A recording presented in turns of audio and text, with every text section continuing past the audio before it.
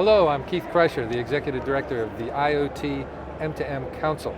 Talking to you here from the show floor at CES 2025 with my good friend and colleague, Olaf Lüdicke, a digital business consultant with A1 Digital. Olaf, good morning. Good morning, good morning. Terrific show so far.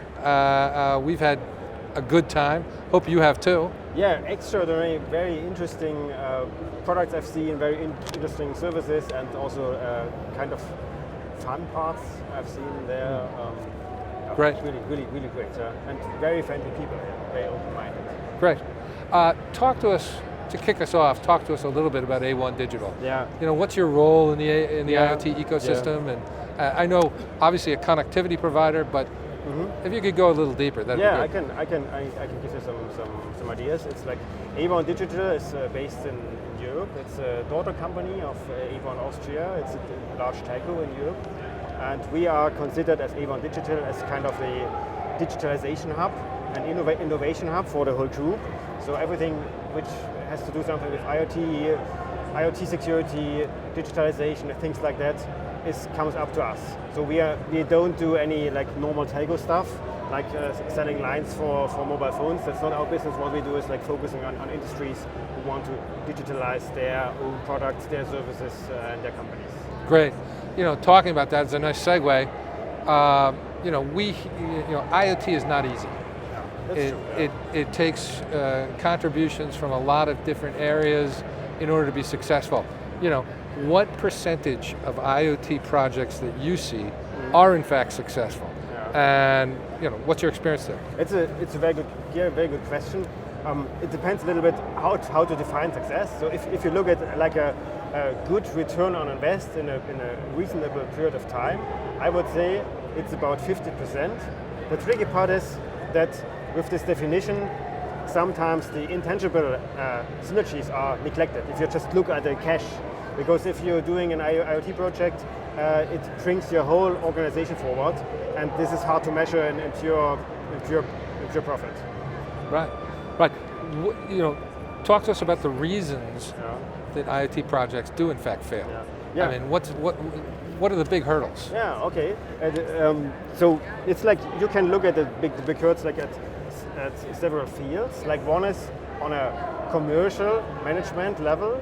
If you, I've seen that a lot. That technical guys in the company got a great idea how to improve a product, and they are developing things kind of under the radar. And at a quite late stage, they approaching the CEO, and then it doesn't fit into the business strategy. There is no budget left, and the whole project fails. If you want to fail a project, it's a very good way to do it. The other one is that you kind of similar area, that you are not involving the sales of your organization, because first of all you are kind of lacking market information, and second, to make it fly later on, you need the sales guys to sell it, and if they are not feeling onboarded and they don't do it and they are not incentivized the right way, it will not happen. I've seen that very technically, commercially well done projects failing because the sales force was not really incentivized to really sell it, and they had they just not did it. So we've looked at the downside. Yeah. Talk to us about the upside. You know, what are your suggestions for successful IoT deployments? So one is like doing the opposite, involving sales and the leadership team very early. It's like also again this business area, and the second is if you go to the technical level. Very basic stuff, but I have seen it not done very well often, is that you think about, you normally have devices which are communicating wirelessly, without any wires, and with some kind of mobile connectivity. And there are like two things. All of these mobile communicating things needs an antenna.